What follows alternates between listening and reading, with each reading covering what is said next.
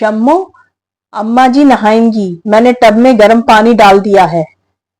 अम्मा जी के कपड़े और तौलिया एक चरपाई पे रखाओ, अम्मा जी के लिए। जी अच्छा आयशा बाजी। अरे आलिया, मुझे यकीन नहीं था कि तुम इतनी जल्दी मुझसे मिलने आ जाओगी, बल्कि मैं तो आज खुद तुम्हारी तरफ आने वाली थी। आलिया आयशा की बचपन की दोस्त थी। दोनों की शादी अलग अलग शहरों में हुई थी। अब आलिया के शौहर का तबादला उसी शहर में हो गया था और उन्होंने उसी कॉलोनी में एक घर किराए पर ले लिया था। यार, मैं तो अभी घर की सेटिंग भी नहीं की, तुमसे मिलने की जल्दी बहुत थी। आखिर को 3 साल बाद मुलाकात हो रही है। ईसा और मूसा तो माशाल्लाह अब खासे बड़े हो गए होंगे।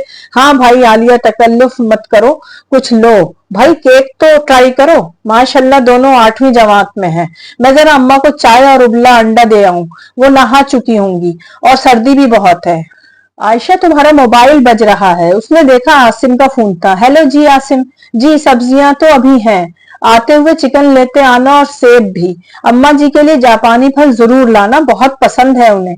फोन रखकर आयशा ने आलिया की तरफ देखा तो आलिया ने कदरे धीमी आवाज में कहा, आयशा, लगता है तुमने अपनी सास को कुछ ज्यादा ही सर पर सवार कर रखा है। क्या आसिम भाई की तरफ से कोई दबाव है? वो तो इतने सख्त मिजाज लगते नहीं। या फिर तुम बड़ी बी से डरती हो? इन्हीं आदत होगी लगाई बुझाई की, लेकिन इतने नखरे तो मैं अपनी माँ के भी नहीं उठाती, कदा के सास साहिबा के। बस बस चुप हो जाओ, तुम्हारे सभी अंदाज गलत हैं। ऐसी कोई बात नहीं है आयशा बीबी, अब मुझसे किताबी बातें मत शुरू कर देना, या फिर कोई जज्बाती तकरीर। आलिया ने उसकी तरफ बात काट कर कहा, नहीं मोहतरमा, मैं किताबी बातें नहीं करूंगी, बल्कि एक सादा सा फॉर्मूला बताऊंगी, या यूं कहो कि मैं एक सौदा कर रही हूँ अपने फायदे का। अमेजिंग यार, जरूर बड़ी बी के नाम कोई जायदाद होगी। आलिया, सदा की बेसब्री, पूरी बात तो सुन लो। सच पूछो तो यह बात मुझे भी बड़ी देर में समझ में आई। पहले पहल आसिम का अम्मा जी के साथ अल्तफात, उनके लिए बतौर खास कोई सूट ले आना या खाने की कोई चीज लाना मुझे जलन में मुब्तला कर देता था। मैं झिल्ला जाती थी। दिल में आता कि आसिम पर अब सिर्फ मेरा और मेरे बच्चों का हक है।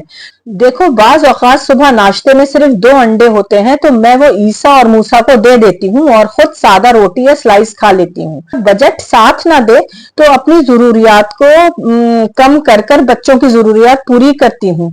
अब्बू और भाइयों की तरफ से मिली हुई ईदी से भी मैं अपने लिए कुछ नहीं खरीदती, बल्कि बच्चों के लिए उनकी पसंदीदा चीजें ले लेती हूँ।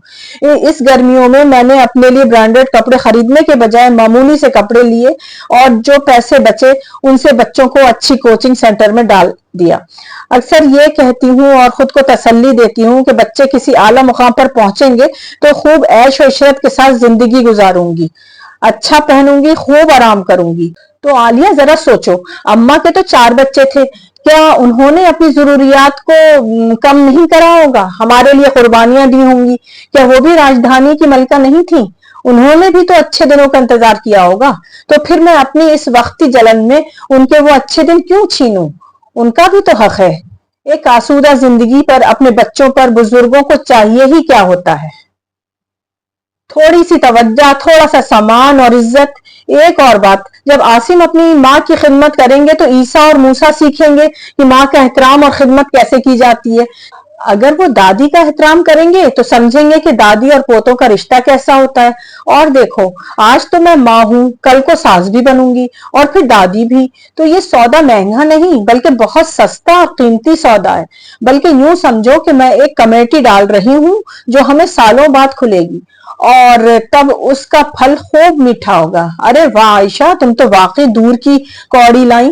मैं तो सोच रही थी ऐसी ही एक कमेटी मुझे भी डाल लेनी चाहिए।